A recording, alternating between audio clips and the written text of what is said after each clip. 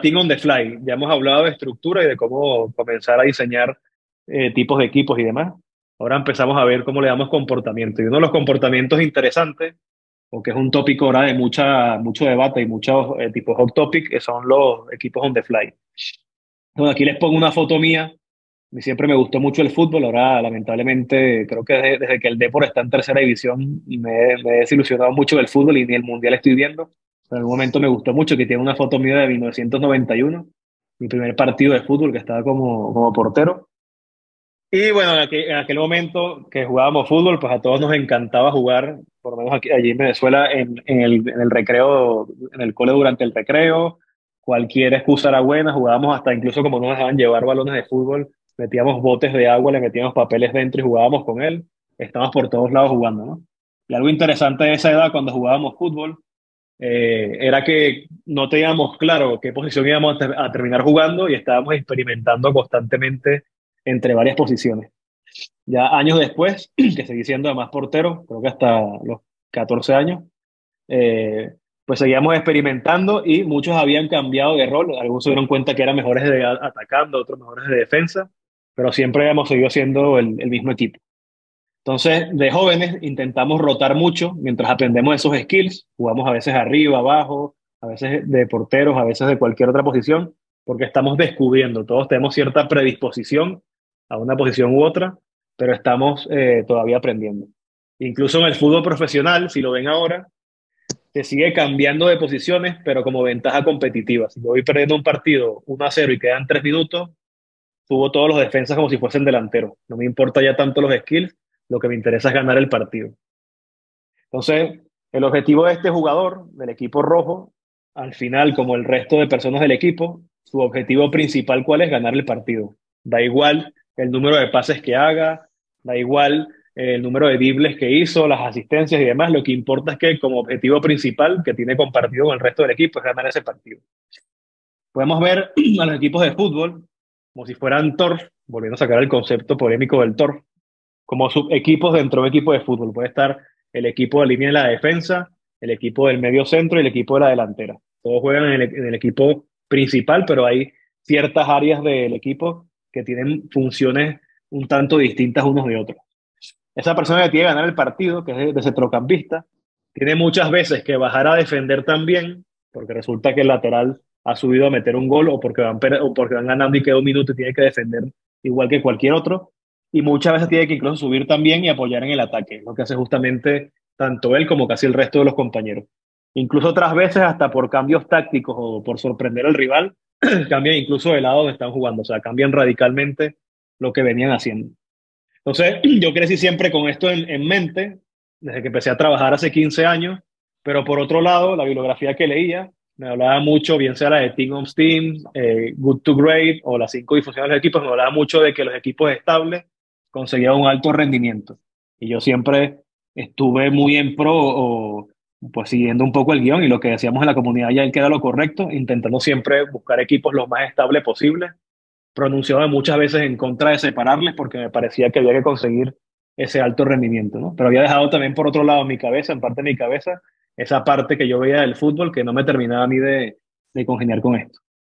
Hay muchas otras ocasiones, como el resto de un fix, todo es opcional y hay más opciones, que a veces hay que formar equipos rápido. No siempre tenemos todo el tiempo del mundo para hacerlo. Esa fase que nos sugería Tuchman del forming, storming, norming, performing, no siempre hay tiempo. De hecho, en el mundo real pasa. Cuando hay una emergencia, llegan los policías, bomberos y protección civil y no se van a poner allí a engranar y hacer norming, storming, performing. Tienen que actuar rápidamente como un equipo para resolver esa emergencia. Hay 33 hombres atrapados bajo tierra y ni siquiera sabemos si están vivos.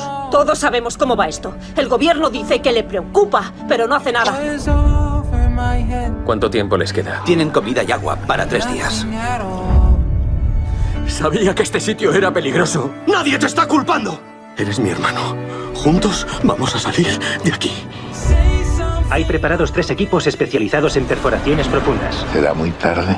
Una roca gigantesca, el doble de grande que el Empire State, se ha desplazado. Nos quedamos sin tiempo. No se trata de si va a caer, sino de cuándo. No me voy a ir sin él. Si va a ser nuestra última comida, me niego. No nos interesa que estos hombres mueran cuando todo el mundo está pendiente. 33 hombres enterrados, 300 madres, padres, hermanos, hermanas. Y somos su única esperanza. Vamos a sacar a nuestros mineros. Creo que vamos a salir de aquí porque he decidido creerlo. ¡Los 33! Nos vemos arriba. Como pueden ver aquí, el famoso caso de los mineros de Chile. Se pusieron 4 compañías distintas de perforación y otras funcionalidades y demás.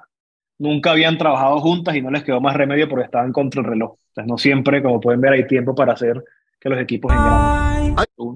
También fue el caso cuando pasaban los 12 niños atrapados en Tailandia, si recuerdan aquellas en las cuevas, el equipo de buzos, médicos y demás, tampoco tuvieron todo el tiempo del mundo para hacer norming, storming, performing, sino que tuvieron que actuar directamente con lo que había. Incluso muchos equipos en otras industrias duran solo unas horas. Un equipo que hace una operación médica simplemente dura 4, 5, 8 horas según dura la operación y después se deshace. Con lo cual, quizás viéndolo de otras industrias, los equipos dinámicos son lo común y los estáticos son la excepción. Es otra forma de verlo. A diferencia de cómo se ha razonado antes de que lo ideal es buscar un equipo estático, quizás eso sea el contraejemplo y no la norma, viendo cómo funcionan otras industrias, ¿no? Justamente ese fue el caso que hace 4 años cuando entré en BBVA Next me encontré, tenía esas ideas de no estaba tan de acuerdo ya con los equipos estáticos y quería comenzar a trabajar más con equipos dinámicos y fue lo que me empecé a aventurar a probar, ¿no? Después de 3 años, afortunadamente me di cuenta que no estaba solo en mis locuras, sino que ya había salido el libro de Dynamic Reteaming, que es la persona fundadora de todo este movimiento, los Team on the Fly. También había salido, por otro lado, el libro de Team Topologies, que también sugiere de las cortas posibles duraciones que pueden tener los equipos, y el propio Unfix, que ahora contempla ese tema. Entonces, me vi en la tesitura de que no solo no estaba solo, sino que además había gente que opinaba igual que yo, ¿no? Seguí explorando el caso. Entonces, las 3 razones por las cuales los equipos estáticos no son agile, como creímos en muchas veces. La primera, que lo dice el libro de Dynamic Reteaming, las empresas tienen que crear equipos de forma rápida para dar respuestas a crisis, pues, tal cual como los mineros de Chile, como los chicos de Tailandia y demás. Y durante la pandemia lo vimos, tenemos que tener capacidad de crear equipos para mañana, no esperar a que engranen, norming, storming, performing, sino que tenemos que empezar a crear equipos rápidos.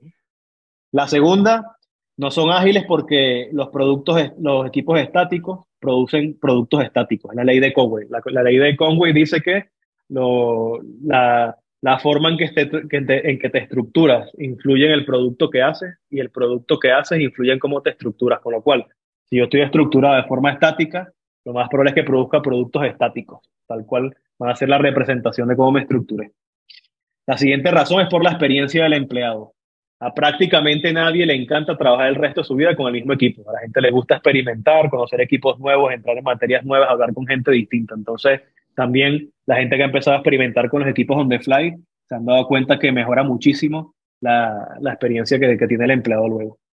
Y finalmente, porque los equipos estáticos no son ágiles porque tendemos a suboptimizar a nivel equipo. Es como el caso que comentábamos antes comentó Rosana de la web del banco, que había que logarse en la app y la web. Estaban suboptimizados a nivel de aplicación y web, pero no había una experiencia completa. Y no había una experiencia completa, entre otras cosas, porque tenían equipos estáticos cada uno. Entonces también tener equipos estáticos aboga a mayor cantidad de dependencias, a no hablarse entre las áreas, a crear nuevos silos y que luego a la gente no rotar entre equipos, no conocer otras realidades. Entonces, bueno, ¿qué me encontré yo cuando empecé en Next hace casi ya 5 años? Primero, mucho desalineamiento a nivel de enterprise. Cada quien iba por su lado, el típico caso de los silos funcionales. Silos además horizontales, la gente se había enmarcado en meterse en su producto o en su servicio y no pensaba ya en el conjunto de la compañía. Muy poca colaboración entre todas las partes. Esta es mi dependencia, esta es la tuya. Habla con mi jefe, nos vemos en esta reunión, pásamelo por escrito, abro un ticket de Jira, ese tipo de cosas. Y resultados, por supuesto, en aquel momento bastante pobres. Entonces, bueno, después de toda esta experimentación que hice y demás, y llegada sobre todo la pandemia del COVID, hace ya creo que van a ser 2 o 3 años, el colapso económico mundial, cuando pasó aquello del canal de Suez, la inestabilidad política que no habíamos imaginado que iban a invadir el Capitolio y demás, el propio cambio climático que tienen la foto de Zamora incendiada, la invasión de Rusia a Ucrania, que es nuestra última locura que estamos viviendo, y lo que llaman el Great Attrition, o esta iniciativa de la gente que se está yendo de las compañías simplemente porque sí, o el quiet quitting, que no me voy, pero hago lo mínimo, no me pidan nada más. Es como si tuviese lo que llaman el despido interior, ¿no? Con todos estos escenarios, me dieron mucho más sentido todavía a lo que estaba haciendo los equipos on the fly, porque no solo hay que ser adaptativos, como siempre dijimos desde el año 2000, sino que ahora más hay que ser rápidos, hay que ser resilientes a las salidas, hay que mantener el project spirit. Entonces, se ha vuelto mucho más complicado el panorama para las compañías. Y eso me dio argumento, entre otras cosas, para trabajar en este caso práctico, que ya se los mandé a todos por correo, y que vamos a intentar hoy ver lo mejor posible, porque tiene varios experimentos que hemos hecho. Entonces, en el caso de BBVA Next, que luego lo representé con un fix, lo pinté o lo tengo, digamos, esquematizado, también con piezas de Lego, en, digamos, 4 pilares fundamentales que tienen que ver con cómo llevarlo a cabo, y luego el propio ciclo de vida de los productos y servicios que hacíamos con los tipos de equipos que vamos a formar. Y aparte una especie de journey con recomendaciones para empezar. Entonces, lo primero que tiene que ver con el gradualismo o qué grado de agresividad queremos meterle a este cambio de empresas que trabajaban con equipos estáticos, cómo las volvemos equipos dinámicos on the fly.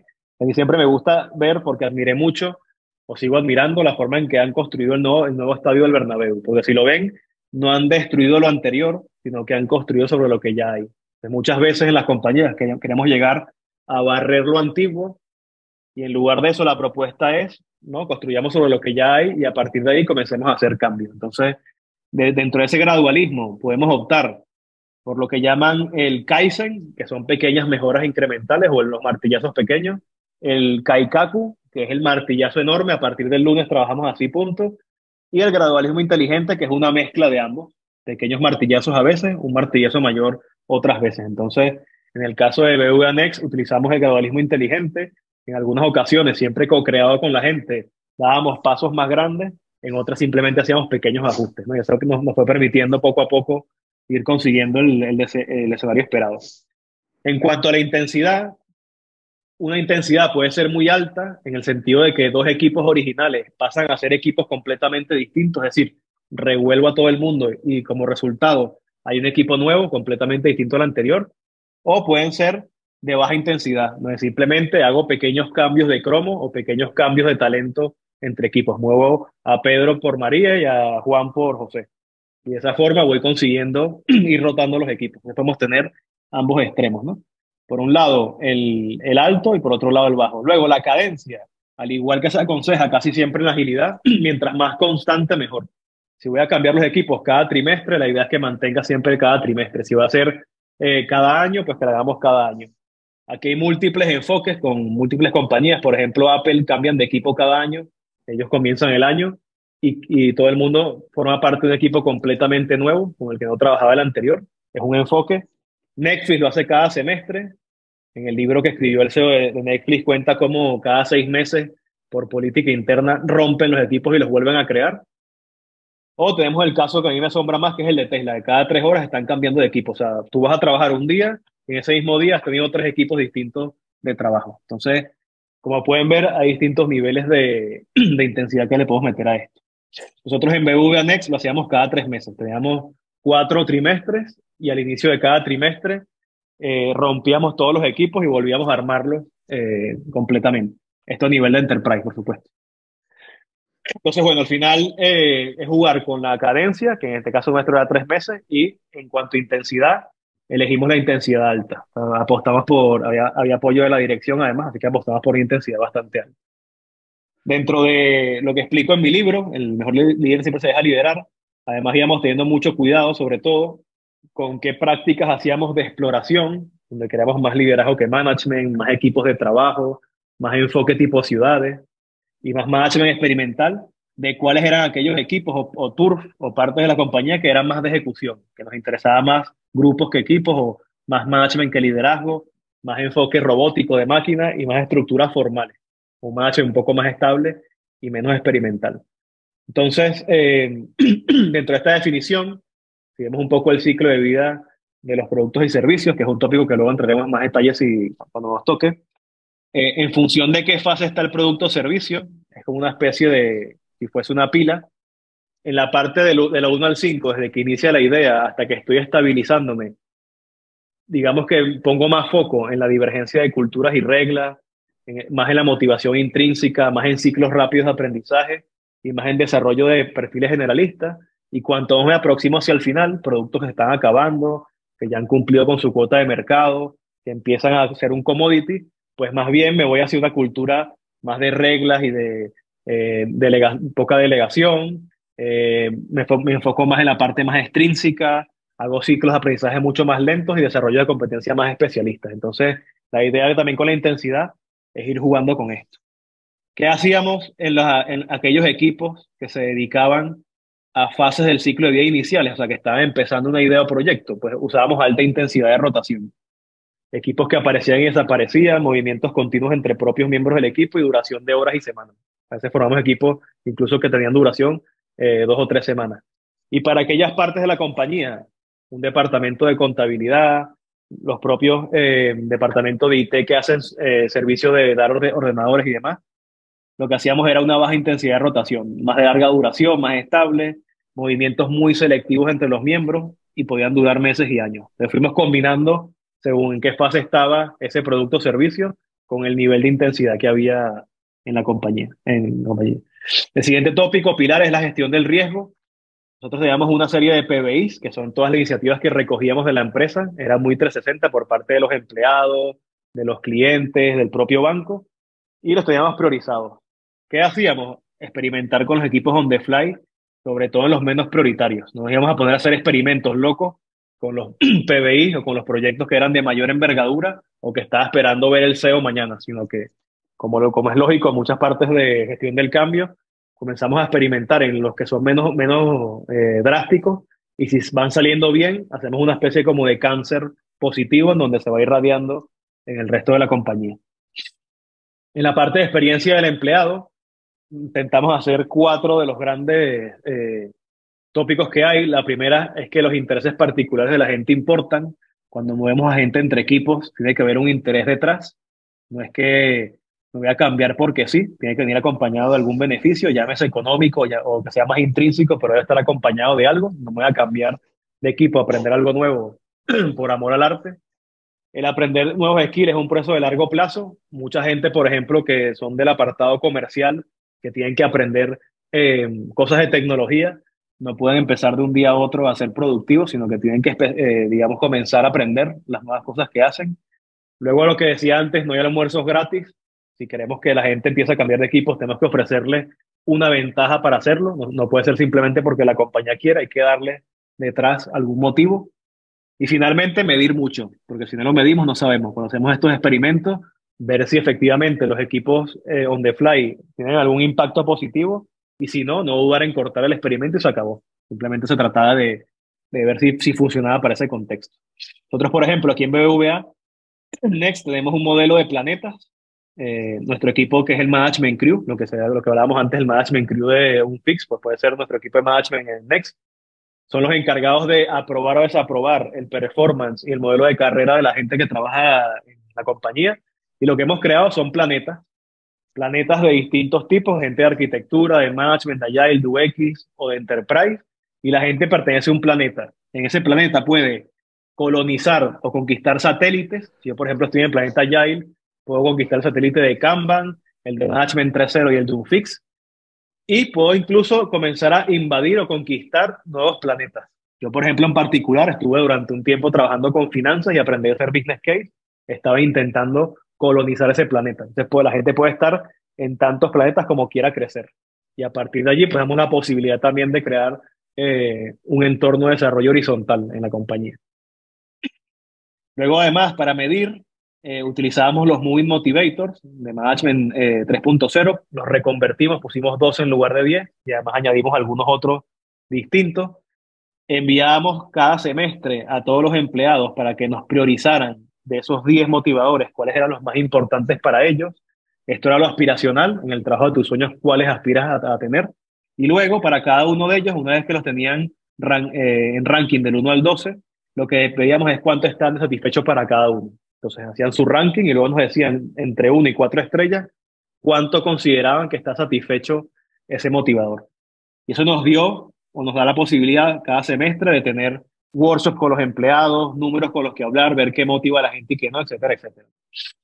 Una de las cosas que teníamos es la matriz de motivación-satisfacción, que mide por un lado en el vertical la satisfacción y por otro la motivación. Hay empleados comprometidos que están satisfechos y motivados por igual.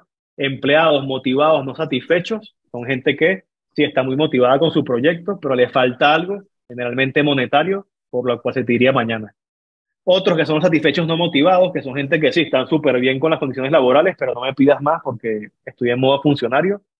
Y los desenganchados que no están ni motivados ni satisfechos. Aquí tenemos la distribución de lo que nos iba dando.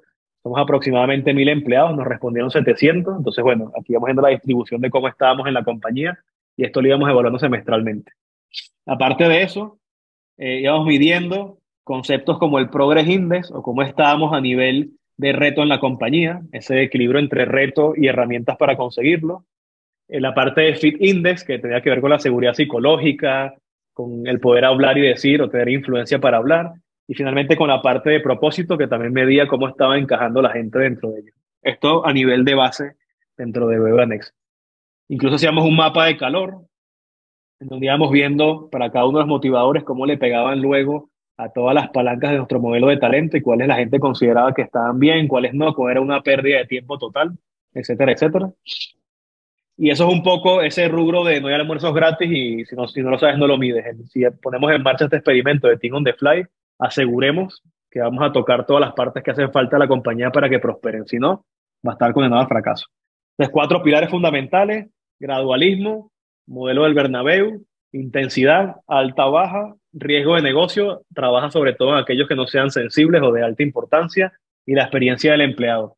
Parte de los Team on the Fly es una buena experiencia del empleado, pues procuremos medirla y conseguirla. Luego, en los tipos de equipos, que van a depender mucho de en qué fase está ese producto o servicio del ciclo de vida. Primero están los ad hoc teams, que son recomendados para esos equipos que están comenzando ideas. Es la forma más dinámica, se organizan en base a retos cambiantes. Solo se recomienda para gente con growing mindset, no se les ocurra meter a alguien que es muy estructurado y además dentro de su equipo porque se vuelve loco. Y suelen ser equipos que duran semanas o incluso simplemente horas. Luego están los equipos adaptativos recomendados para esa fase donde ya estamos buscando el product market fit, viendo si realmente ese negocio tiene sentido. Estos equipos siempre existen, pero nunca con los mismos integrantes. A diferencia de los anteriores que pueden desaparecer el propio equipo, aquí siempre va a estar ese equipo, pero va cambiando de integrantes según va recorriendo el ciclo de vida. Son para perfiles que les gusta cambiar de aires, que son inquietos, más generalistas que especialistas, y tienen cambios constantes de integrantes. Tienes que estar acostumbrado a que todo el tiempo vas a recibir a alguien nuevo.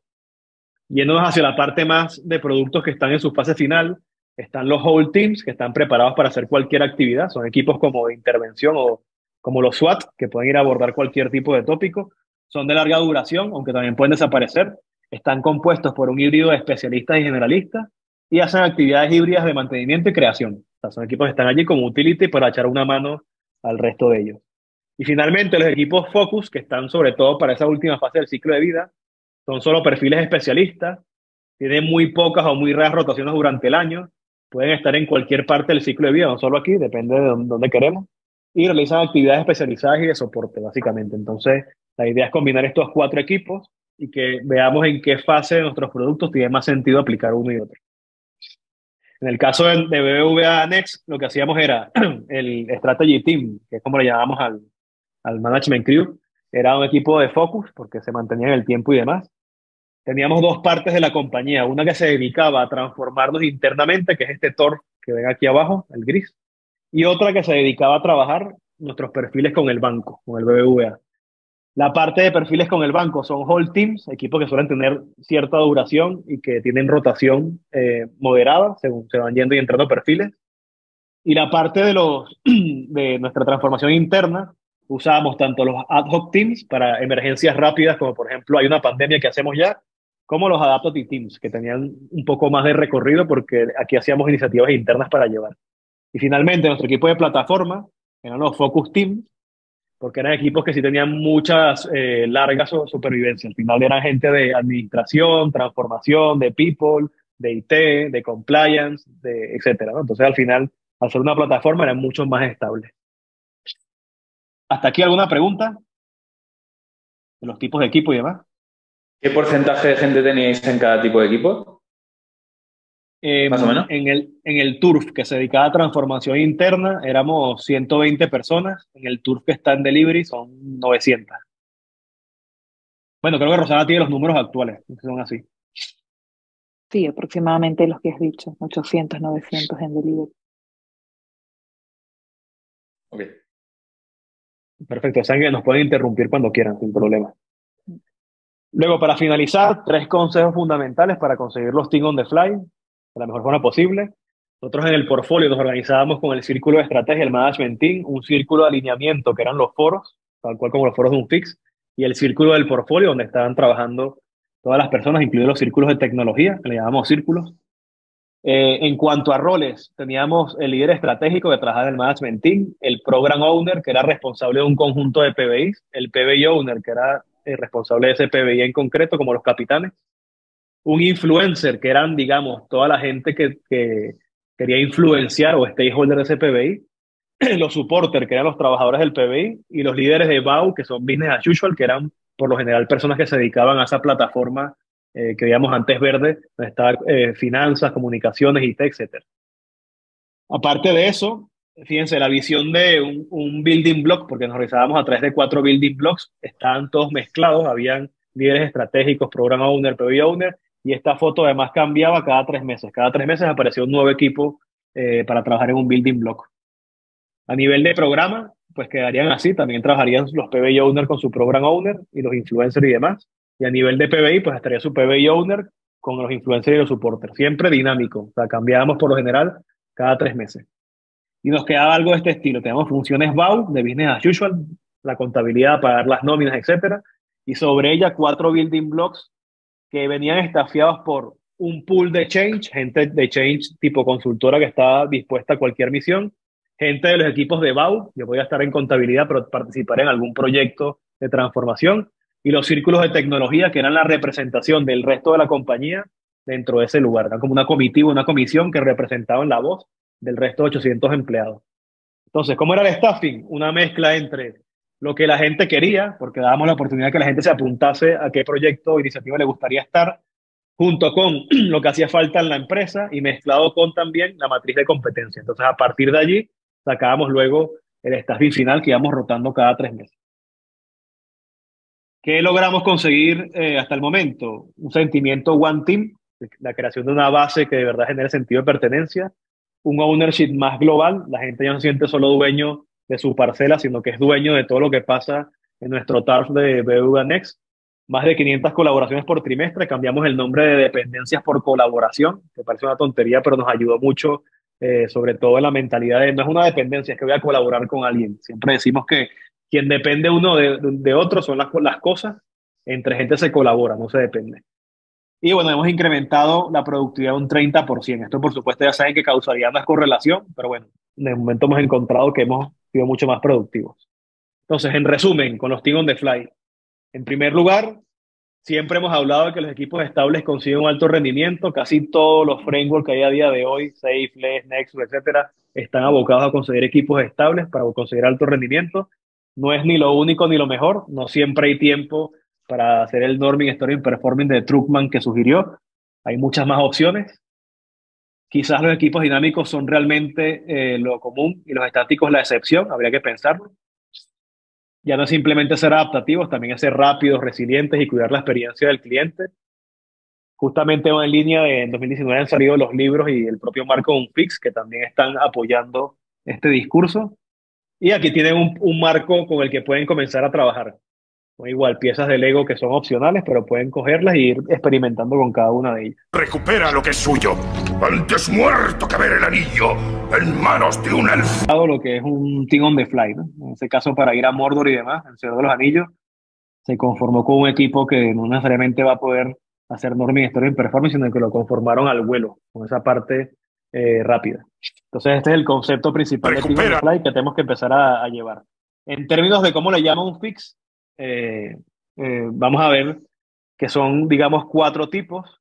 Uno es el eje X, cuánto cambian o el grado de variabilidad, y el eje Y o Y, cuánto viven o cuánto suelen vivir, ¿no? Entonces están los steady teams, que son aquellos que tienen larga vida o sea, que duran bastante dentro de la compañía y que los miembros raramente cambian, son lo más parecido a los equipos estáticos que siempre hemos hablado. Luego están los Dynamic Team, que son equipos que en sí mismos siempre se mantienen, pero cambian constantemente de roles o de personas dentro del equipo. Abajo tenemos los equipos de misión, que son equipos de muy corta duración y que no cambian de equipo o no cambian de miembros del equipo. Y finalmente los equipos líquidos, que son cortos de duración y cambian frecuentemente de equipo. Entonces, son las 4 opciones que hay. No hay que quedar solo con una, como proponen los frameworks, sino ver patrones entre ellos, que hay muchos más formas de formar equipos, ¿no? Y la propuesta es, en este caso, utilizando horizontes de inversión, pues que vayamos viendo cuál nos interesa más. También viendo si son equipos generalistas, especialistas y cuánto van variando unos con otros. Por ejemplo, en equipos que se dedican a mantenimiento, innovación, etcétera, nos conviene quizás más un equipo estable. Para equipos que tienen calendarizado y van cambiando de función, a veces hacen algo de mantenimiento, otras veces hacen algo de innovación, otras son disruptivos, quizás un equipo de tipo steady. Si son ad hoc teams o los ad hoc teams que van a estar en más repartidos con especialistas de mantenimiento, innovación, etcétera, juntos, o los equipos flexibles, que son para aquellos casos donde tenemos la casuística de hacemos de todo y lo hacemos con varias personas. Hasta aquí.